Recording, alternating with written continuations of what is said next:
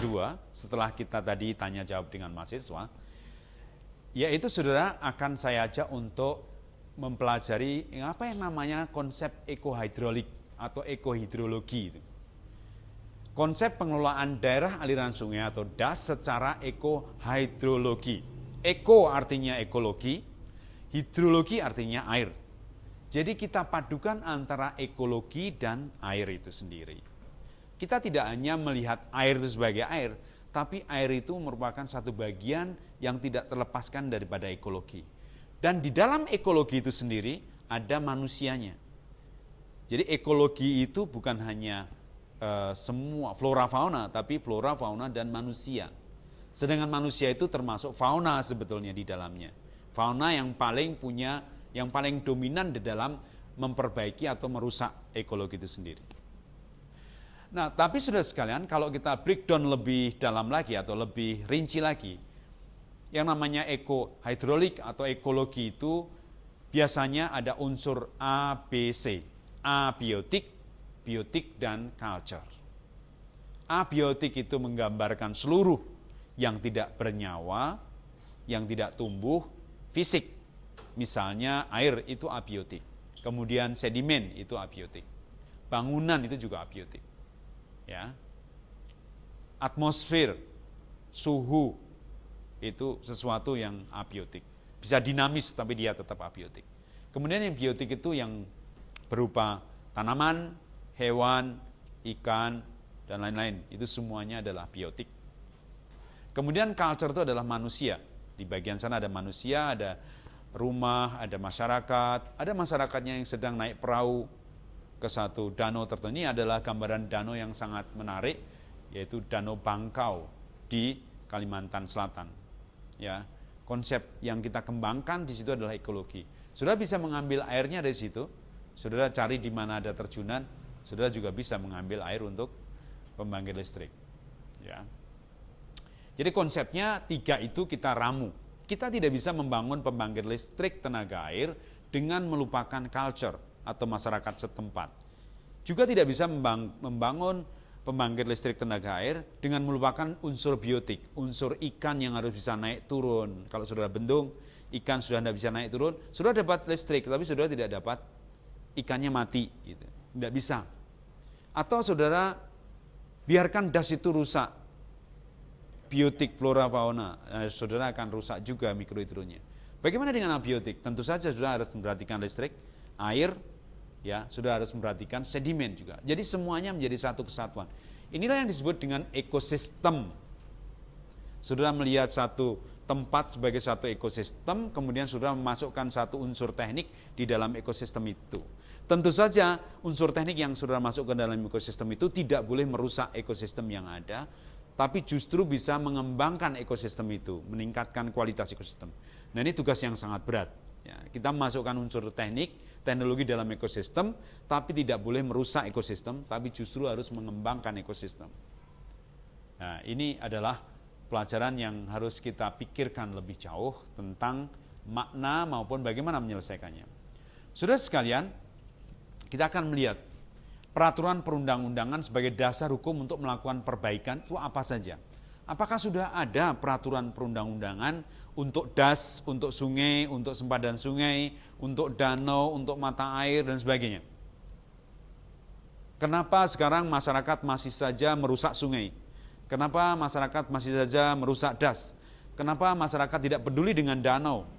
Apakah memang tidak ada peraturannya? Apa ada peraturannya tapi masyarakatnya yang tidak memperhatikan itu, atau tidak ada satu sistem yang menggerakkan masyarakat supaya masyarakat care terhadap semuanya itu. Ya, coba kita lihat, saudara sekalian, ini adalah satu slide yang saya dapatkan dari Pak Erik dari Pusrek sama Papua dari Sulawesi. Ternyata memang aturannya sudah lengkap. Baik aturan dari Allah SWT, dari Tuhan Yang Maha Kuasa, maupun aturan dari manusia itu sudah lengkap. Ya. Aturan dari Tuhan kita adalah khalifah fil ard, ya. Tatanan kehidupan yang baik, hayatan toyiban kita harus lakukan itu. Ya, saya kira di agama yang lain, agama Nasrani maupun agama Buddha dan sebagainya juga sama, bahwa kita harus menjadi seorang yang mengatur bumi ini dengan baik, tidak justru merusaknya. Ya. Demikian juga dalam Undang-Undang 23 tahun 97 tentang PLH.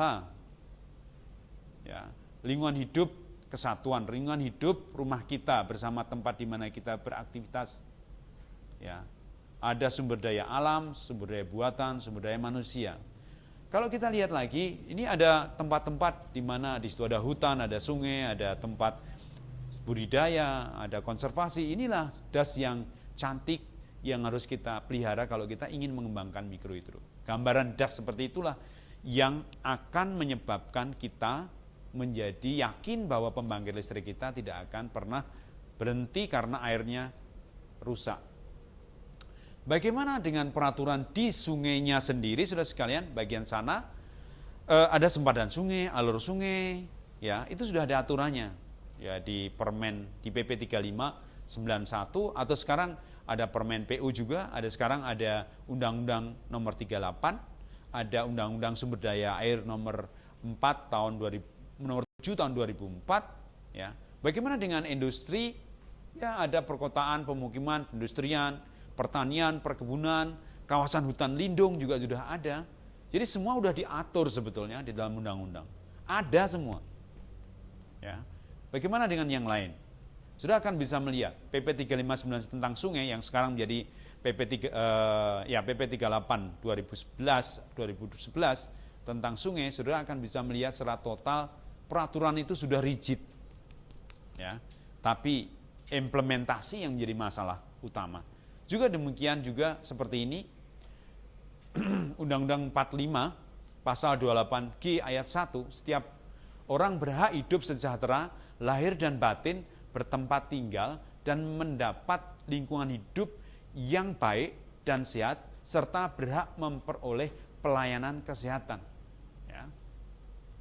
Undang-Undang 23 tentang PLH pasal 5, setiap orang mempunyai hak yang sama atas lingkungan hidup yang baik dan sehat. Tapi kewajibannya juga harus ada. Setiap orang punya kewajiban juga untuk memelihara lingkungan hidup itu. Bukanlah hak untuk hidup pada suatu tempat yang enak, tapi tidak punya kewajiban untuk membuat lingkungan hidup itu enak. Undang-Undang 2397, setiap orang berkewajiban memelihara kelestarian fungsi lingkungan hidup serta mencegah dan menanggulangi pencemaran dan perusakan lingkungan hidup itu sendiri. Setiap individu wajib. Jadi ada hak dan ada kewajiban. Saudara sekalian, ya. Seterusnya, penataan ruang untuk menjaga keseimbangan alam, ada kawasan lindung di bagian atas nomor 1 kawasan lindung. Kemudian di bagian nomor 2 itu adalah kawasan budidaya, ya, yang bisa dimanfaatkan. Kemudian yang kuning itu adalah bagian budidaya. Kemudian yang biru sepanjang kanan kiri sungai itu adalah kawasan lindung. Daerah bantaran sungai itu adalah kawasan lindung, saudara sekalian, bukan kawasan budidaya. Jadi kalau ada sungai sempadannya mungkin 100 meter, 50 meter itu adalah kawasan lindung sebetulnya. Sebetulnya saudara tidak berhak atau tidak diperbolehkan untuk membangun bangunan di pinggir sungai. Persis. Itu milik sungai.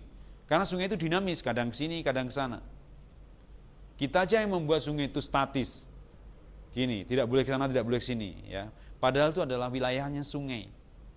Sebaiknya maka kita membangun di luar sungai.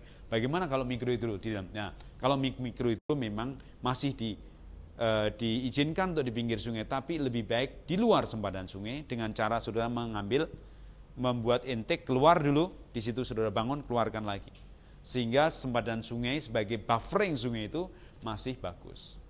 Masih bisa untuk melayani sungai. Karena sungai itu bukan hanya air dan sedimen, tapi sungai itu merupakan satu ekosistem. Di situ ada ikan, ada tumbuhan, ada macam-macam. Ya, sudah sekalian, kalau kita lihat satu-satu, nomor 7, ya, nomor 7 sudah lihat itu adalah kawasan suaka alam, cagar alam. Kemudian nomor 8 itu adalah kawasan pelestarian alam. Nomor 1 hutan lindung. Nomor 3 kawasan resapan air mata air, kawasan resapan mata air. Nomor 5 sempadan mata air. nomor 9 kawasan rawa bencana, nomor 10 kawasan cagar budaya, ya nomor 6 kawasan sempadan danau dan waduk, dan seterusnya. Sempadan pantai ada, sempadan sungai ada, kawasan bergambut ada. Jadi itu kawasan-kawasan yang perlu mendapatkan perlindungan, yang kita wajib tahu sebagai orang-orang yang ahli di bidang pembangkit listrik. Kita tahu secara makro bahwa kita harus ikut serta melindungi kawasan-kawasan itu, sempadan pantai, sempadan sungai, kawasan gambut, kawasan suaka alam, kawasan pelestarian alam, kawasan resapan mata air, kawasan hutan lindung, dan sebagainya. Itu merupakan satu bagian yang kita tidak bisa melupakan demikian saja, tapi kita ikut membangun di situ. Minimal pembangunan mikrohidro itu tidak merusak alam atau merusak lingkungan yang sudah ditetapkan. Ya. Sudah sekalian, ini adalah kawasan lindung yang di dalam ajaran agama Islam disebut harim. Ya, dulu pun pada 15 abad yang lalu Islam telah mengenal kawasan harim atau kawasan lindung, yaitu suatu wilayah yang diperuntukkan melindungi sungai, mata air, lahan pertanian, dan pemukiman. Namanya harim. Harim itu adalah kawasan yang tidak boleh diganggu. Pembangunan di kawasan ini dilarang atau dibatasi. Nabi Muhammad pernah menetapkan daerah yang tidak boleh diganggu, dirusak untuk memelihara aliran air. Karena di dunia Arab, di daerah Jazirah Arab itu air begitu penting. Demikian juga di sini. Maka pada saat itu sudah ada konsep kawasan lindung yang disebut dengan harim. Harim itu akan menyediakan ruangan yang cukup untuk mempertahankan dan melindungi air dari pencemaran itu sendiri. Dengan dilarangnya orang melakukan aktivitas domestik di situ, maka daerah harim itu, daerah resapan air, daerah perlindungan air itu akan terjaga. Nah, sekarang konsep itu dipakai di Eropa, misalnya di Jerman. Di sana ada yang namanya Grundwasserschutzgebiet, daerah perlindungan air tanah. Di mana daerah itu dijaga tidak boleh ada aktivitas domestik apapun. Karena daerah itu merupakan daerah yang bisa meresapkan air hujan ke dalam tanah menjadi air tanah. Konsep itu dipakai. Ya. Di Indonesia sudah ditetapkan juga, tapi tidak berfungsi, tidak berjalan. Nabi Muhammad pernah mengumumkan kepada pengikutnya tentang suatu daerah sebagai kawasan yang tidak boleh digarap. Kawasan lindung itu dalam syariat dikenal dengan istilah hima. Rasulullah mencanangkan hima semata-mata untuk menjaga ekosistem suatu tempat agar dapat terpenuhi kelestarian makhluk hidup di dalamnya. Ya. Saudara sekalian, kalau saudara melihat tempat-tempat yang rindang juga di seminari yang beragama Nasrani Kristen itu banyak tanaman-tanamannya kan. Saya kira semua agama sangat memperhatikan alam ini sendiri ya.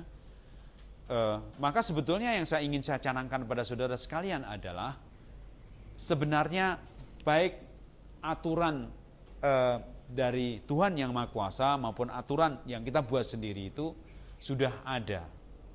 Tinggal kita bagaimana kita melakukan. Yang paling terakhir, poin terakhir, Nabi pernah mendaki sebuah gunung di Al-Naqi di sekitar Madinah dan bersabda, ini adalah lahan yang aku lindungi, sambil memberi isyarat ke lembah.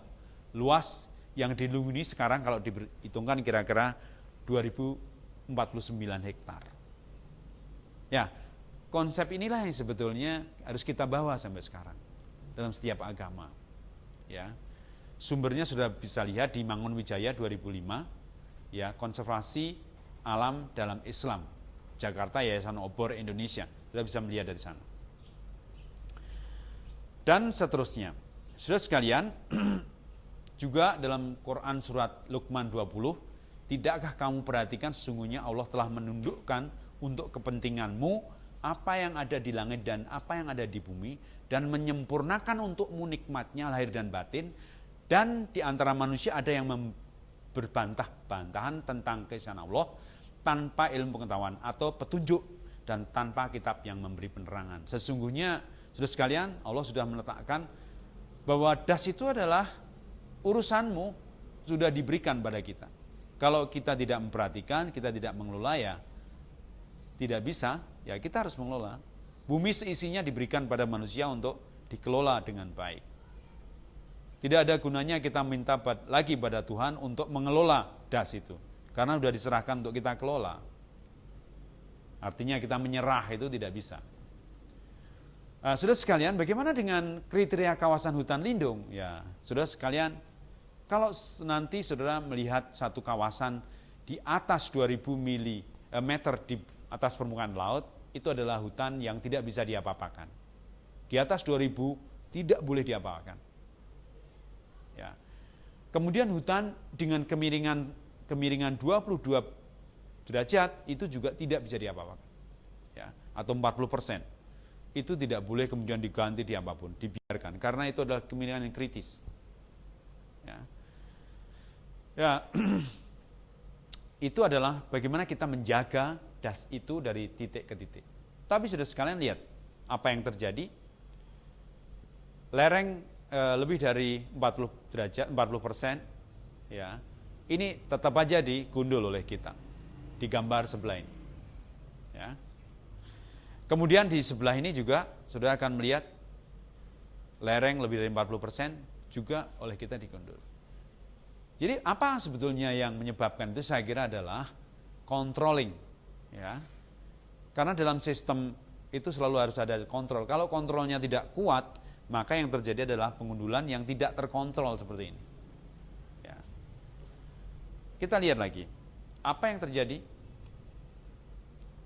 Tebing yang sangat curam, yang lebih dari 40%, kemudian dipotong, terjadilah erosi yang menyebabkan sungai itu menjadi coklat. Sungai di Indonesia rata-rata coklat, bukan karena memang tanahnya loose ya, tapi juga karena banyak sekali pengundulan hutan di berbagai tempat yang menyebabkan tanah terbuka dan terbawa air hujan. Masuk seperti yang sudah lihat di titik itu, sudah sekalian. Juga di beberapa tempat yang sudah perhatikan tuh, yang bahwa satu bukit itu semua dihabisin, ya. Harusnya di titik-titik tertentu di atas bukit itu dibiarkan menjadi daerah konservasi. Jadi kita tidak lagi, kalau dalam konsep saya, tidak mesti harus 2000 derajat, 2000 meter di atas permukaan laut baru tidak boleh diapa-apakan. Bahwa setiap bukit itu dipandang sebagai satu ekosistem. Jadi kalau kita lihat ada bukit, gundukan bukit, maka sepertiga gundukan bukit itu harus tetap dijaga tanamannya. Tidak seperti yang sudah lihat itu. Dari bawah sampai ke atas dihabisin tuh untuk perkebunan. Itu tidak sustain. Itulah yang menyebabkan terjadinya erosi yang luar biasa masuk ke sungai, dan kalau saudara kemudian membuat pembangkit listrik di sungai itu, saudara akan mengalami masalah yang sangat besar. Penurunan efisiensi, penurunan pendapatan karena saudara harus memperhatikan atau mengelola sedimen yang masuk di dalam pembangkit saudara. Saudara sekalian, saudara perhatikan gambar ini. Gambar ini adalah salah satu gambar sungai yang sehat. Sungai di mana sempadan sungainya 50-100 meter masih penuh dengan tanaman. Kalau sungai seperti ini saudara sekalian, dan sepanjang sungai seperti ini, juga daerah di luar sungai seperti ini, saudara tak perlu khawatir membangun pembangkit listrik. Mesti airnya cukup dan mesti continue. Ya. Tentu saja saudara harus memperhatikan juga tentang banjir bandang yang mungkin muncul. Saudara harus melihat juga sungai-sungai kecil di sela-sela sungai besar ini, bagaimana karakteristiknya. Kalau karakteristiknya banyak pembendungan-pembendungan kecil, mungkin akan suatu saat banjir bandang. Ya. Saudara harus tanya juga pada masyarakat, apakah ada historical banjir bandang di situ. Kalau memang nggak ada, ya sudah yakin bahwa itu akan cukup. Nah, sebetulnya sungai dimanapun harus kita lestarikan seperti ini. Sempadannya cukup baik, sungainya cukup baik, daerahnya. Tentu saja kalau di dalam kota akan sulit ya. Nah, di dalam kota sempadannya kita tetapkan, di luar sempadan bolehlah perumahan, bolehlah pertokoan. Jangan sampai perumahan itu masuk mendesak sampai di pinggir sungai. Kalau itu yang kita lakukan saudara sekalian, di pinggir sungai, maka ya udah, sungai itu menjadi tempat comberan. Karena perumahan-perumahan itu membuang air limbah, sampah, semua ke sungai. Tapi kalau masih ada sempadan seperti ini, maka saudara-saudara sungai itu akan punya buffer zone yang menghalangi gerakan manusia sosial ini yang akan membuang sampah, membuang apapun ke sungai. Itu adalah salah satu kegunaan dari sempadan sungai. Kegiatan-kegiatan pengerukan tanah untuk uruk di pinggir sungai seperti ini, Kalau saudara mau membangun mikrohidro di situ dengan mengambil tanah uruk di pinggir sungai, saudara akan bisa mencemari sungai itu. Ya, sedimennya akan, kalau hujan dia akan turun dan membuat sungai keruh. Kalau kekeruhan meningkat, banyak ikan yang mati di situ. Kita dapat listrik tapi ikan mati. Ya. Belum nanti bendung-bendung yang ada di bawahnya tertutup sedimen.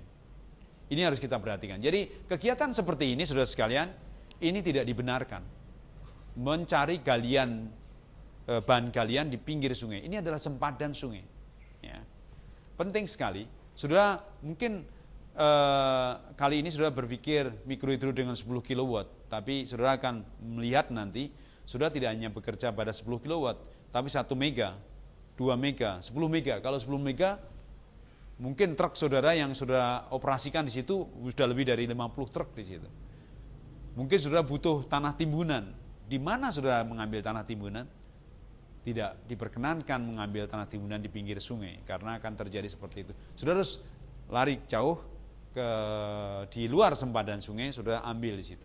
Tentu saja mungkin biayanya lebih mahal, tapi mungkin juga bisa lebih murah.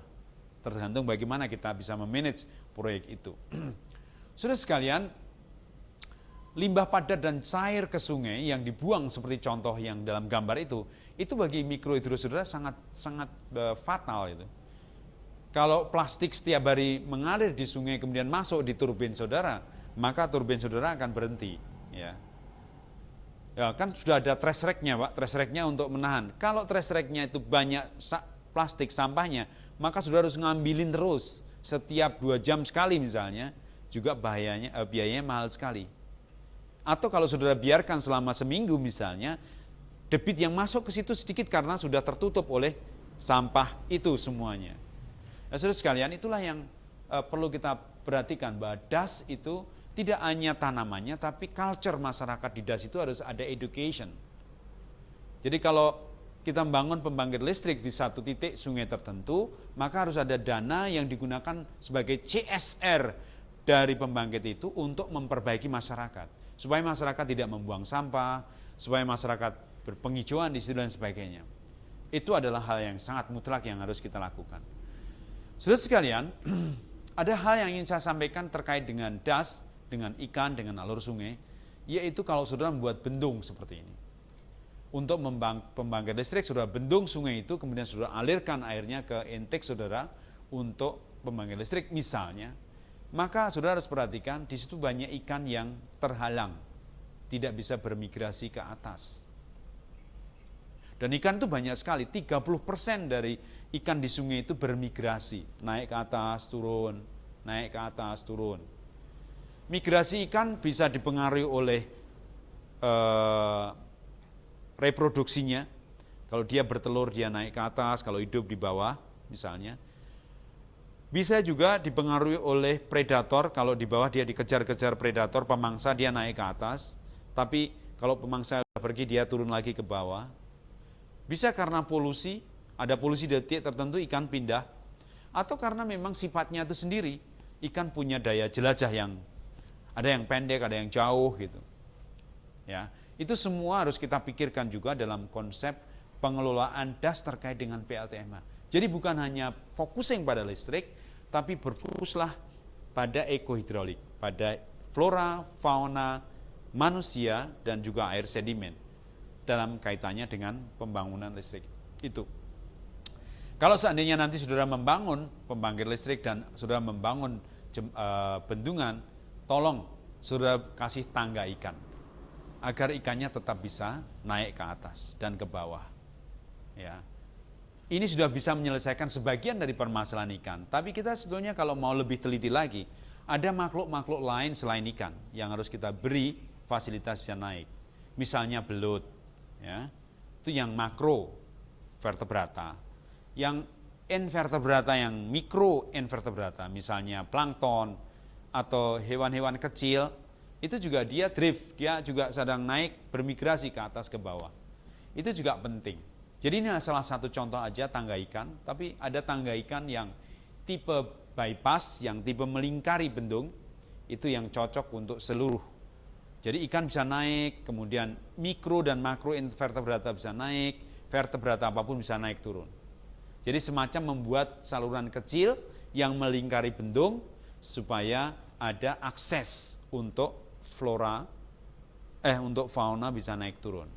Ya, ini ada bukunya, sudah bisa lihat di komputer, ketik buku Fishway gitu, Fishway atau tangga ikan, sudah akan temukan sebuah buku yang sangat praktis yang sudah bisa gunakan. Ya, kebetulan buku itu adalah karangan saya, tinggal cari di komputer dan sudah bisa pesan di komputer, itu lebih murah daripada beli di toko. Sudah sekalian, sempadan danau, bagaimana danau? Banyak danau yang akan kita manfaatkan untuk pembangkit listrik, tapi sempadannya tolong diperhatikan. Di situ ada sempadan danau yang luasnya, yang lebarnya 50-100 meter. Danau kecil di kawasan perkotaan, di kawasan pemukiman mungkin 50 meter. Danau besar 100 meter. Jadi danau itu pinggir-pinggirnya itu harus ada sempadannya. Fungsinya untuk apa, saudara sekalian? Untuk melindungi danau itu dari sedimen yang mengalir secara cepat ke dalam danau, dari desakan masyarakat untuk menjarah pinggir danau. Jadi danau itu ada sempadan danaunya. Begitu sempadan danaunya ada, maka danau itu relatif aman. Airnya relatif aman, dan saudara kaitannya dengan pembangkit listrik, saudara bisa memanfaatkan dengan baik. Sedimennya sedikit, kemudian gulmanya juga tidak banyak, dan sempadan itu juga bisa untuk menanggulangi atau mengerem limbah dari pertanian masuk ke danau itu. Limbah pertanian tuh NPK, natrium, fosfat sama kalsium, itu kalau masuk ke danau, danaunya menjadi subur dan banyak enceng gondok di situ. Kalau sudah penuh dengan enceng gondok, saudara akan bangun pembangkit listrik nggak bisa, karena enceng gondok akan masuk terus ke turbin, ya, masalah besar ya. Oleh karena itu sempadan danau sangat penting kaitannya dengan mengurangi enceng gondok dan lain sebagainya. Saudara sekalian, kawasan lindung yang ada di das yang perlu kita perhatikan adalah mata air di das itu. Jadi mata air yang saudara lihat di sini itu perlu kita jaga ke depan, ya, kita jaga sekarang sampai ke depan. Bahwa mata air yang keluar itu kalau misalnya kita tutup dengan batu besar aja, dia sudah hilang, dia mungkin akan mencari tempat yang lain, atau dia akan, tekanannya akan membalik ke atas sehingga terjadi tekanan yang seimbang, tidak muncul lagi mata airnya itu, saudara sekalian. Oleh karena itu, kalau ini ada titik mata air, maka sekitar mata air itu merupakan daerah sempadan mata air yang lebarnya juga 50 meter sampai 100 meter, itu sebetulnya tidak boleh dijarah, ya, agar mata air itu tetap terus keluar. Dan mata air itu merupakan satu bagian yang tidak terpisahkan dengan sungai, bahwa sebagian besar air sungai itu keluar dari mata air itu. Dan mata air itu, saudara sekalian, tidak hanya di gunung sana. Mata air itu dari puncak gunung, terus ada mata air di sepanjang sungai, kanan kiri sungai itu. Di dalam berbagai das itu banyak sekali mata air yang memberikan air ke sungai yang bersangkutan. Pertama sebagai base flow, sebagai aliran dasar sungai itu. Yang kedua sebagai memang ya aliran biasa. Pada saat hujan deras, musim hujan, maka mata air itu akan mengeluarkan air yang banyak. Maka tidak terlepaslah PLTMH kita dengan mata air itu. Maka kita lindungi mata air yang ada di sepanjang upstream daripada pembangkit listrik kita. Bagaimana downstream? Downstream juga perlu kita lindungi karena kita akan ada ekspansi membuat pembangkit lagi di bagian downstream, saudara sekalian. Nah, saudara sekalian, ini adalah contoh-contoh upaya masyarakat melakukan pelindungan mata air. Banyak, ada capturing, ada dijaga, ada pohon besarnya di situ yang tetap ada utuh, tidak ditebang, karena pohon besar itu akan punya urat-urat akar yang akan memudahkan mata air itu akan tetap muncul di situ. Bagaimana gerakan penyelamatan mata air di Indonesia itu bisa kita dorong dengan konsep pembangkit listrik tenaga mikrohidro itu. Jadi kita tidak hanya satu elemen pembangkit listrik aja, tapi elemen das, mata air dan sebagainya merupakan satu kesatuan yang kita jadikan satu, dan kita bisa menggambarkan bagaimana mata air, daerah aliran sungai, das, kemudian juga sempadan danau, sempadan sungai, hutan, itu menjadi satu kesatuan yang tidak terpisahkan kalau kita ingin membangun sungai yang bersangkutan. Eh, Bagaimana dengan pembukaan lahan di das yang seperti ini, saudara sekalian? Das dibuka ya dengan membakar. Kalau itu hanya tradisional 1-2 orang mungkin bisa dimaklumi karena dia tidak punya cara lain. Tapi kalau itu menjadi satu metode perkebunan untuk membuka hutan, saya kira ini sangat-sangat berbahaya. Karena dengan membakar hutan, berarti kita juga membakar faunanya. Serangga, sarang burung, macam-macam kita bakar semuanya. Itu sekarang sudah dilarang, saudara, kita tidak diperkenankan merusak dengan cara membakar. Ini adalah satu contoh bagaimana titik-titik pembakaran yang ada di berbagai titik mulai muncul pada musim kemarau, ada musim tanam. Di sini ada banyak sekali titik-titik pembakaran, ya. Kalau ada kebakaran hutan yang luar biasa, maka mikrohidro kita juga terancam. Maka pembakaran hutan itu sangat bertentangan dengan kelestarian pembangkit listrik tenaga air kita. Oleh karena itu, kita juga ikut serta dalam rangka mengurangi atau ikut mencegah terjadinya pembakaran hutan yang terus-menerus. Ya, saudara sekalian. Beberapa peraturan perundang-undangan pengelolaan lingkungan hidup di pesisir laut juga ada. Apakah mungkin kita pembangkit listrik di pesisir? Ya banyak. Jadi di pesisir itu ada daerah-daerah yang cukup hillier ya, daerah-daerah pegunungan kecil. Dan di situ juga ada sungai-sungainya. Jadi kita juga berhubungan atau kita juga ikut terlibat juga dalam pembangunan pesisir terkait dengan pembangkit listrik mikrohidro. Tentu saja juga pada saat kita membangun pembangkit listrik di karst area. Di karst area itu yang pada umumnya ada pada daerah pesisir, itu juga sangat berpengaruh terhadap pembangkit listrik mikrohidro kita di bawah sungai. Ya. Oke, saudara sekalian. Saya kira itu adalah yang mendasari bagaimana pentingnya pembangkit listrik terkait sama das. Ya. Kuliah saya yang pada tahap kedua itu adalah bagaimana saya ingin menyadarkan saudara dan kita semuanya, setiap elemen yang ada pada das itu terkait sama pembangkit listrik kita. Oleh karena itu tugas kita tidak hanya membangun listrik tapi juga membangun das itu sendiri, mengkonservasi das agar listrik kita bisa berjalan dan masyarakat mendapatkan manfaatnya, baik manfaat energi maupun manfaat konservasi das itu. Baik, tahap kedua saya akhiri. Kalau ada pertanyaan silahkan saudara sekalian, kita tutup dulu.